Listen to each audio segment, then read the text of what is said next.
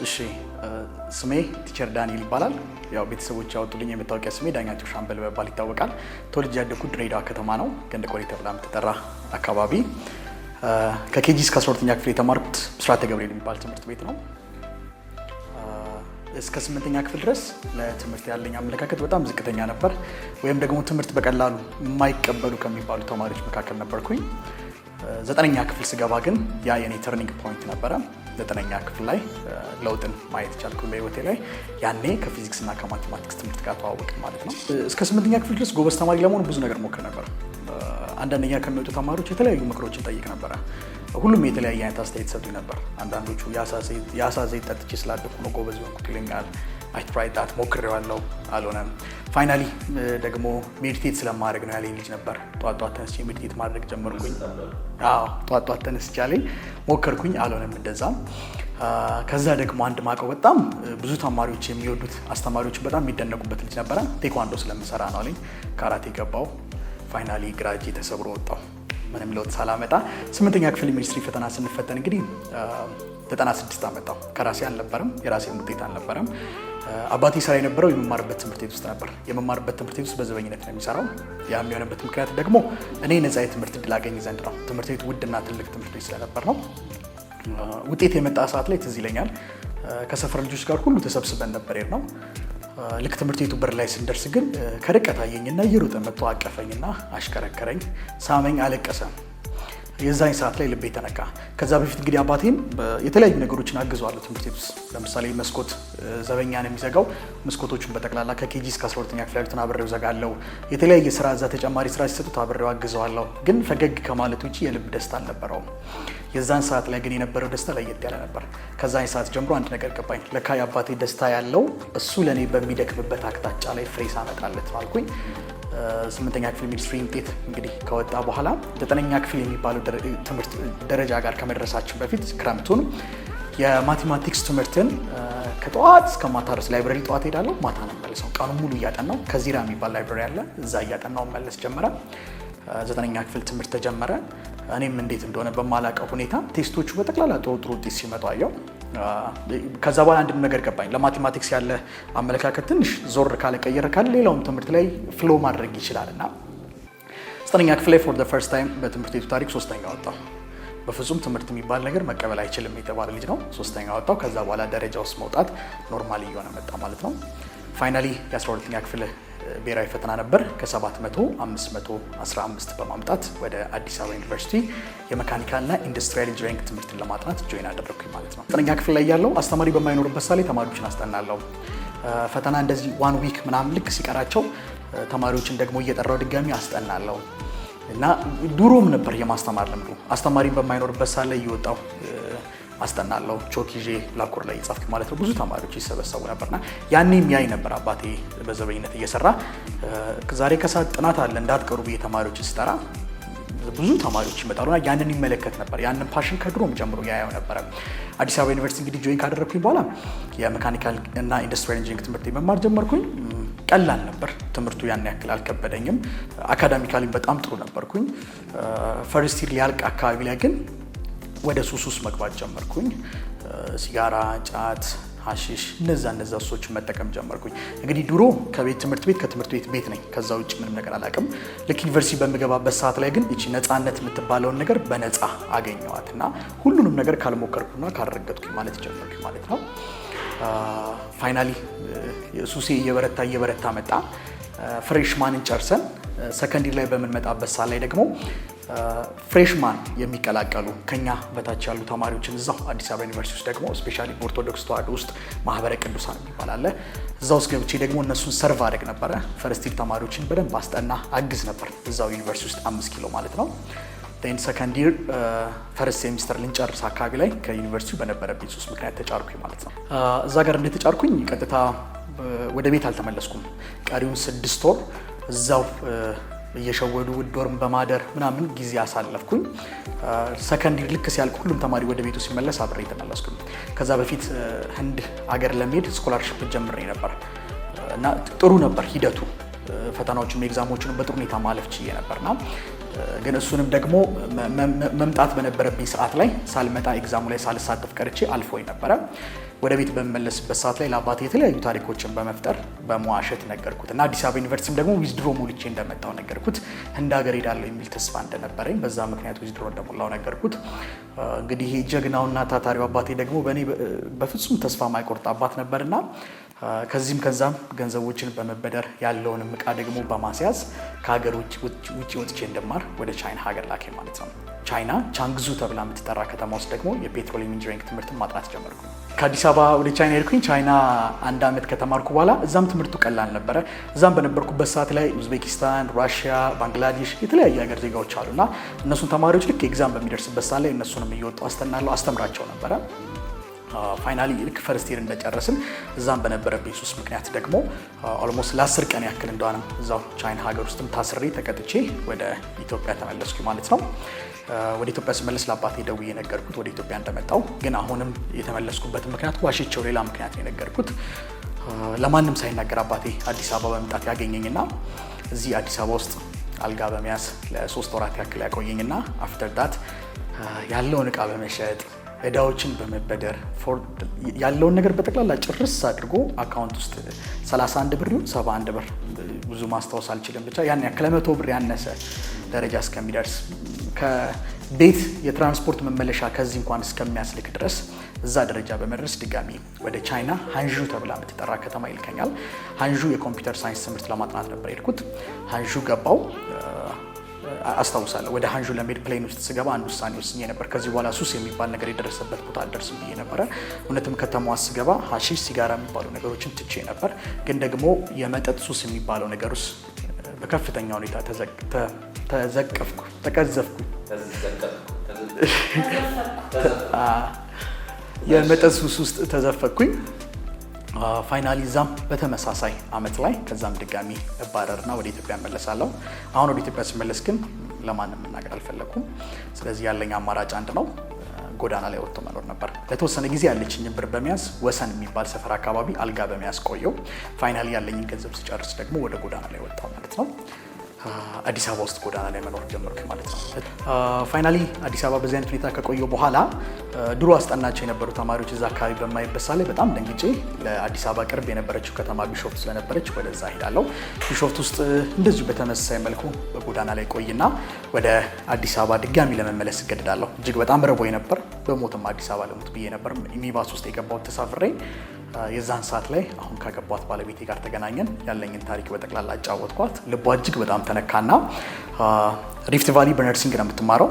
ጎን ለጎን ደግሞ የመስተንግዶ ስራ ትሰራለች። ቅዳሜና እሁድ ደግሞ እየተመላለሰች አዲስ አበባ ዲኮር ትሰራለች። ትንሽ የልጅ ናት እሷም። ወደ ቤቷ ታስጠጋኝና ትንሽ የፍራሽ ሰጣኝ። እሷ ጋር መቆየት ጀመርኩኝ ማለት ነው። እያለ ስሩ ፕሮሰስ ከነበረብኝ ሱስ ማገገምና መውጣት ቻልኩኝ ማለት ነው። ምን ተፈጠረ? ከዛ በኋላ አባቴ በእኔ እጅግ በጣም ደክሞ ስለነበር በጉበት ካንሰር ተጠቅቶ ነበርና ቢሾፍቱ እኔና ባለቤት የምንኖርባት አንዲት ትንሽ የክፍል ጭቃ ቤት አለች። እዛች ክፍል ቤት ውስጥ መጥቶ ከኛ ጋር ነበረ። እኛ እያስታመም ነው ነበር። ኦልሞስት ለመሞት 3 ወር ነበር የተሰጠው። ያቺን 3 ወር ከኔ ጋር ለማሳለፍ እዛ ነበርና እዛ በነበረበት ሰዓት ላይ የስትሪንግ አርት ሰራ ነበር። ክር እዛ ቢሾፍቱ ውስጥ መጀመሪያ ጀማሪው ነኝ። ስትሪንግ አርት እየሰራው እየቀጠቀጥኩ እሸጣለሁ እና ከዕለታት በአንድ ቀን ማታ ላይ በሻማ ነው የምሰራው። መብራት የለውም ቤቱ ገጠራማ አካባቢ ነው እና ስትሪንግ አርቱን ቀጥቅጬ በማሳየው ሰዓት ላይ አንድ ነገር አለኝ። ይህንን ነገር ከምትቀጠቅጥ እንዳው ዳኙ አንተ እኮ ብታስተምር ብዙ ልጆች እኮ ካንተ ይማሩ ነበር ቁጭ ብለው፣ አንቺም ደግሞ ቁጭ ብለሽ ገንዘብሽን መቁጠር ነበር ብሏት ያኔ ልክ እንደ ትንቢት ብለው የተናገረብንና የዛን ሰዓት ላይ አሃ ብዬ ነቃው።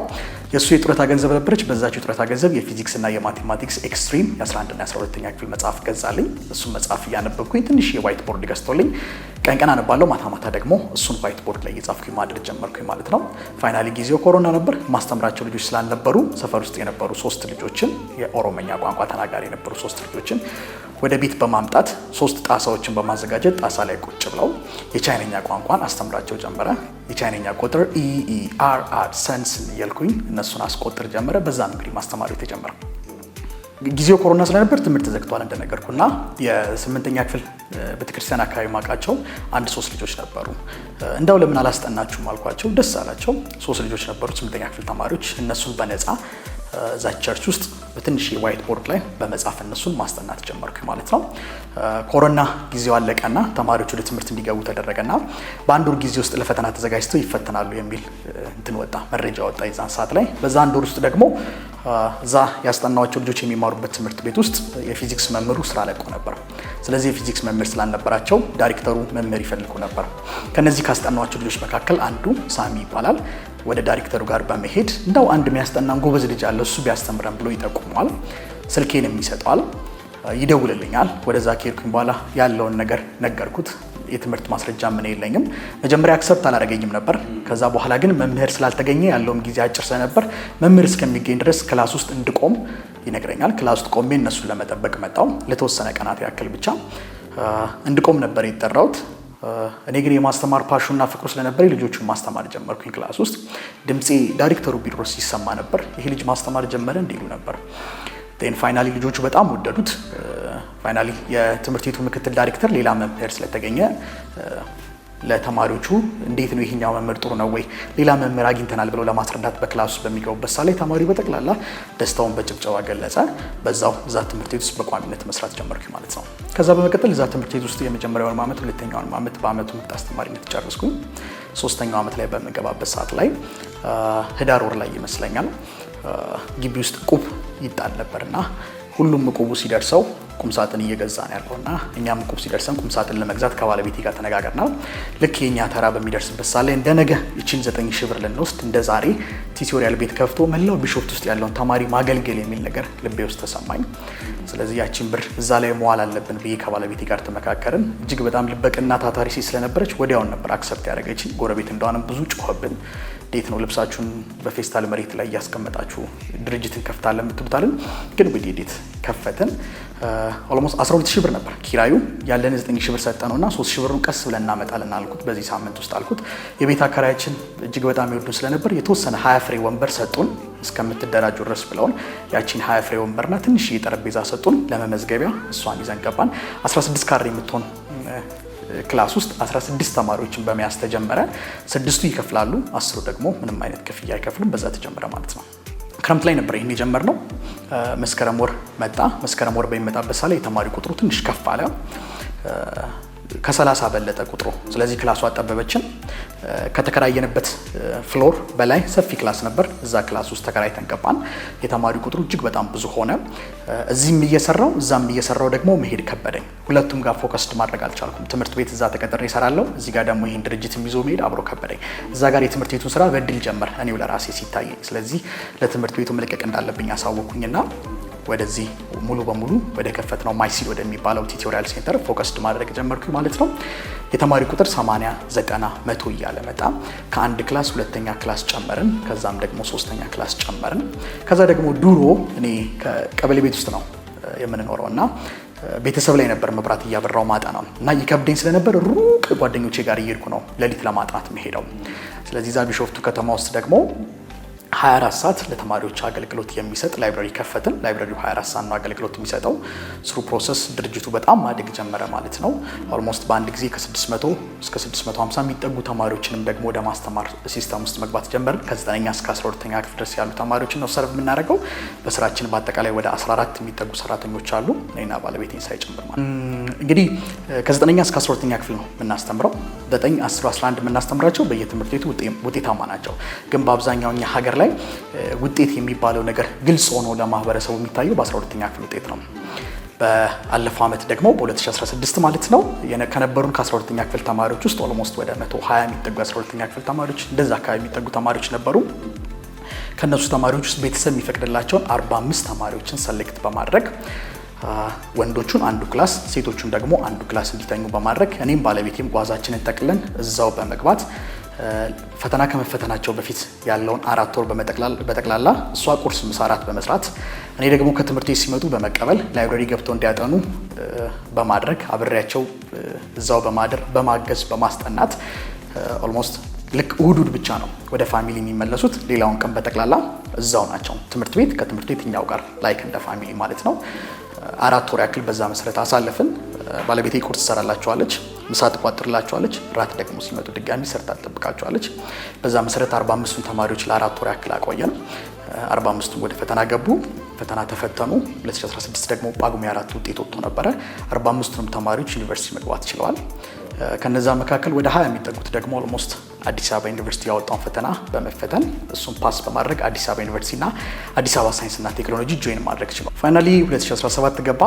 2017 ሲገባ ደግሞ ያው ዝናው በከተማው ላይ በጣም ወጥቷል። ስለዚህ ወላጅ በጠቅላላ ልጁን እኛ ጋር ማስተማር ይፈልጋል። በሰዓቱ የተቀበልናቸው የ12ኛ ክፍል ተማሪዎች ቁጥራቸው በጣም ብዙ ነበረ። እነሱም በቅዳሜና እሁድ ፕሮግራም፣ በዊክንድ ፕሮግራም ሰርቭ እያደረግን መተን ነበረ። ከዛ ከነሱ ውስጥ መካከል ደግሞ አሁንም ልክ አምና እንደ ከተማ ትልቅ ውጤት ማስመዝገብ ችለናል።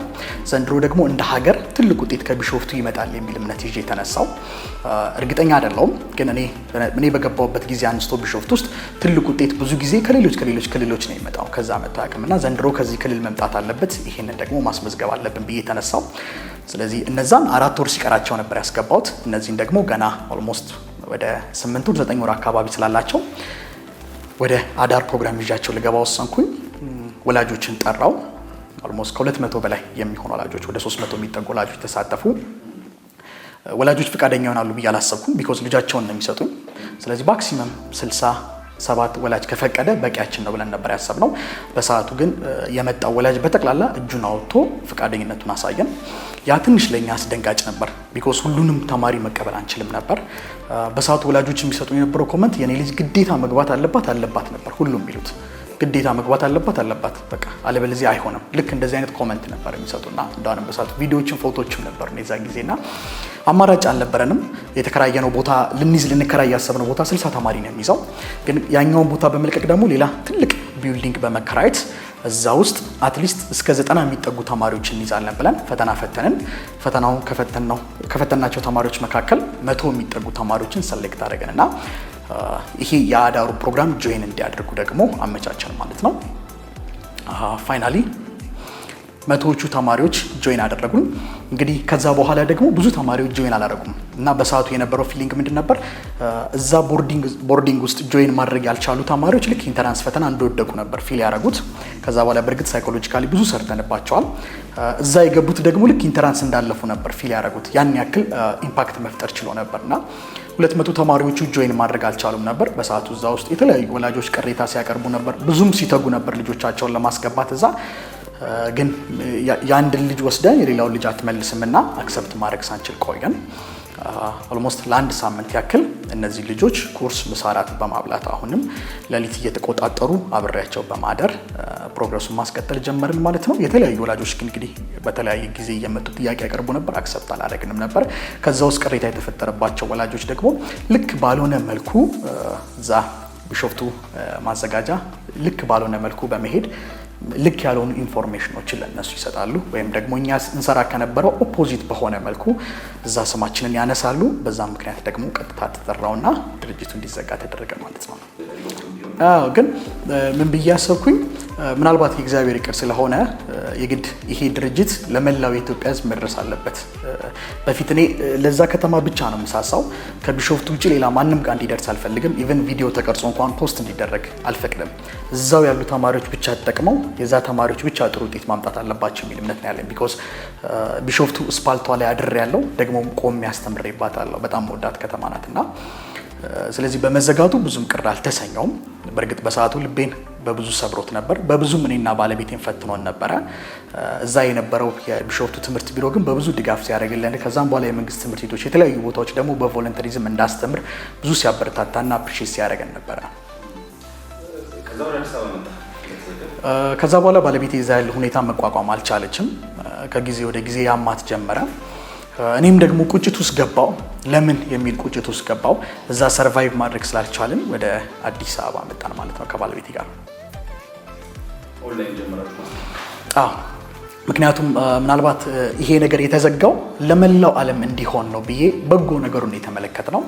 እውነትም ደግሞ ወደዚህ መጣንና ኦንላይን ማስተማር ከጀመረን በኋላ ምናልባት አሁን እናንተም በሰሞኑ እንደተከታተላችሁ ተስፋ አደርጋለሁ ለመላው ዓለም ለመውጣት ቻለ ማለት ነው። በአሁኑ ሰዓት ላይ በመላው ዓለም የሚገኙ የኢትዮጵያ ተማሪዎችን ሰርቭ እናደርጋለን። ከኢትዮጵያ ውጪ በአሜሪካ፣ በእስራኤል፣ በኬንያ፣ በእንግሊዝና በጀርመን እንዲሁም በካናዳ የሚገኙ ተማሪዎችን ሰርቭ እናደርጋለን በኦንላይን ሲስተም። እንዲሁም ደግሞ እዚህ ኢትዮጵያ ውስጥ የሚገኙ የ12ኛ ክፍል ተማሪዎችን ደግሞ በዙም ማክሰኞ ሐሙስና አርብ ባሉ ጊዜያቶች ውስጥ ከምሽቱ 1 ሰዓት ተኩል እስከ ምሽቱ 3 ሰዓት ተኩል ደግሞ እነሱን ደግሞ በኦንላይን ሰርቭ እያደረግን ለመላው የኢትዮጵያ ተማሪ ለመድረስ በቃን ማለት ነው። ስለዚህ ለኛ እንደ ጥሩ አጋጣሚ ቆጥረዋለሁ።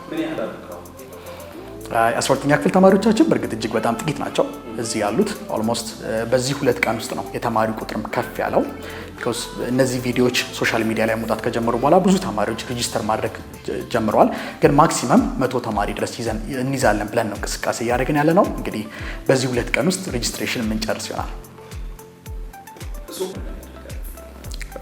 ብዙ አይነት ኮሜንቶች ነው የሚነሱት። ለምሳሌ መልካም ኮሜንቶች እንደሚነሱላ የተለያዩ ምክር መሰል ያዘሉ የተለያዩ ኮሜንቶች የሚነሳሉ። አንደኛው ኮሜንት ለምሳሌ ለምንድን ነው አማርኛ ብቻ ነው በእንግሊዘኛ ልጆቹ አይማሩም? የተለያዩ አይነት ኮሜንቶች ይደርሱኛል። እኔ እንግዲህ እዚህ ኢትዮጵያ ውስጥ ተምሬያለሁ፣ በአማርኛ በእንግሊዘኛም ተምሬያለሁ። ቻይና በመሄድ በቻይነኛ ቋንቋ ተምሬያለሁ፣ በእንግሊዘኛ ቋንቋ ተምሬያለሁ። ቻይና ውስጥ ያሉ የቻይና ተማሪዎች በጠቅላላ በቻይነኛ ነው የሚማሩት። ስፔን ውስጥ ብትገባ ስፔን ውስጥ ያሉ ተማሪዎች በጠቅላላ በስፓኒሽ ነው አስተማሪው ዲፋይን የሚያደርግላቸው። ፊዚክስ ደግሞ ላንጉዌጅ አይደለም፣ ኢትስ ላይፍ ህይወት ነው።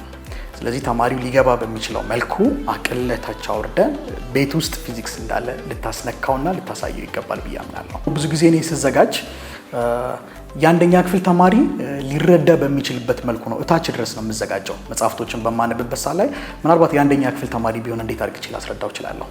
በዛ ደረጃ ነው ተዘጋጅቼ የምገባው። ስለዚህ ልጆቹ ኦልሞስት የአንደኛ ክፍል ትምህርት ሆኖ ነው የሚጠብቃቸው ሞስት ኦፍ ዘ ታይም። መምህርነት ተመርቀ ፕሮፌሽናል ሆነ የምታገኘው ነገር ነው ብዬ አላስብም። ምናልባት ተመርቀ ወረቀቱን ይዘው ልሰራበት ትችላለህ፣ ግን መምህርነት ጥሪ ነው ብዬ ነው የማምነው። ቢኮዝ መምህርነት ማለት የሁሉም ሙያዎች ወላጅ እናት ነው። ዶክተሩም፣ ኢንጂነሩም፣ ሁሉም ሌባውንም ጨምሮ የሚወልደው መምህር ነው። ሁሉም የሚወለደው ከኛ ውስጥ ነው። አጥፊውንም መልካም ሰሪው ነው የምንወልደው እኛ መምህር ነን እና መምህር እናት ነው፣ ጥሪ ነው ብዬ ነው የማምነው። ግን ስሩ ፕሮሰስ ፕሮፌሽናል ማድረጉን አፕሪሺየት አድርጋለሁ። ፊዚክስ ብዙ ጊዜ መስሎ የሚታየን መጽሐፍ ላይ ያለ የሆነ ኮንሰፕት ነው፣ ግን ኢትስ ኦል አባውት አወር ላይፍ ህይወት ነው። ለምሳሌ በቅርብም የተለቀቀ ቪዲዮ አለ ኢነርሻ የሚል ኮንሰፕት። ለምሳሌ ልጆች የሆነ ለውጥ በሚያደርጉበት ሰዓት ላይ እኛ በህይወታችን የምናየው ነው። ሰውነታችን ለውጥን ቶሎ አይቀበልም። ለምሳሌ እኔ ከቢሾፍቱ አዲስ አበባ ስመጣ ያለፉትን 2 ወራት እጅግ በጣም ትልቅ ዋጋ ነው የከፈልኩት። ከብዶኛል። ለመመለስ ብዙ ጊዜ ጥረት ሳደርግ ነበረ። ቢኮዝ ይሄንን ለውጥ ሰውነቴ ቶሎ አክሰፕት ማድረግ አልቻለም። ግን ፊዚክስ ላይ ያለ ኮንሰፕት ነው ኢትስ አባውት ኢነርሻ። ስለዚህ ያንን አንደርስታንድ አድርገው ስለነበር የሆነ ሰዓት ላይ ደግሞ ከአዲስ አበባ መውጣት ይከብደኛል ብዬ ለራሴ ያሳመንኩት። እውነት አሁን ደግሞ ከአዲስ አበባ መውጣት በጣም እየከበደኝ ነው። ስለዚህ ኖርማሊ ህይወታችን ላይ እያንዳንዱ ቦታ ላይ ልንጠቀመው የምንችላቸው ብዙ አይነት ኮንሰፕቶችን በውስጡ ይዛል። ትምህርት ብቻ አይደለም፣ ኢትስ አባውት ላይፍ። እንግዲህ እንደኔ የመጨረሻ ብዬ ማስቀምጠው ነገር ኦልሞስት ስኬቴ በምድር ላይ ሳለው እውን ይሆናል ብዬ አላም። የኔ ስኬት የምርም ሆነ የሚሆነው ካለፍኩኝ በኋላ እንደሆነ ይሰማኛል። ብዙ ጊዜ ምናልባት እግዚአብሔር ቢፈቅድ የሁል ጊዜም ጸሎቴ ነው ያስተማርኳቸው ተማሪዎች በጠቅላላ ትላልቅ ቦታ ደርሰው አግብተው ወልደው የቀብር ስነ ስርዓቴ ላይ በሚገኙበት ሰዓት ላይ እግዚአብሔር ቢፈቅድ ለ5 ደቂቃ ቀስቅሶ ቢያሳየኝ ያንን የሁል ጊዜ ምኞቴ ነው። ታትስ ማይ ድሪም። እንግዲህ በመጀመሪያ ማመሰግነው በህይወት ባይኖርም በአሁኑ ሰዓት ካፈር በታች ቢተኛም ለብዙ አባቶች የእንባ መታበስ ምክንያት የሆነውን አቶ ሻምበልን ሁሉ ጊዜ አመሰግነዋለሁ። አባቴ ነው። እንዲሁም በመቀጠል ደግሞ በአሁኑ ሰዓት በትዳር አብራኝ ያለችውን አጋሪን ማርታን እጅግ በጣም ላመሰግናት እወዳለሁ። ፋይናሊ ደግሞ ይሄ ነገር በእኛ ላይ ከተፈጠረ በኋላ እኛን ለማገዝ ብዙ ርቀት የተጓዘውን የትምህርት ቢሮ የቢሾፍቱ ትምህርት ቢሮንም በዚሁ አጋጣሚ ለማመስገን እወዳለሁ። ወደፊት ማለት ምን ላይ ማድረስ ይፈልጋል የሚለው ወደፊት እንግዲህ ይሄ ማይሲድ ብያስቀመጥኩትን ይሄንን ኦርጋናይዜሽን በመላው አፍሪካ ለመክፈትና ስፔሻሊ ደግሞ በጣም ደሃና ደካማ የሆኑ ሀገራት እነ ቡርኪና ፋሶ ማንሳት እንችላለን፣ እነ ዲሞክራቲክ ኮንጎ፣ ሌሎች ሱዳንም ጨምሮ ሌሎች ከተማዎች ላይ ይሄን ነገር ቢውልድ ለማድረግና የአፍሪካ ተማሪዎችን በጠቅላላ አፕሊፍት አድርግቶ ሰርቭ የሚያደርጉበትን ልብ ለመስጠት እቅዳለኝ።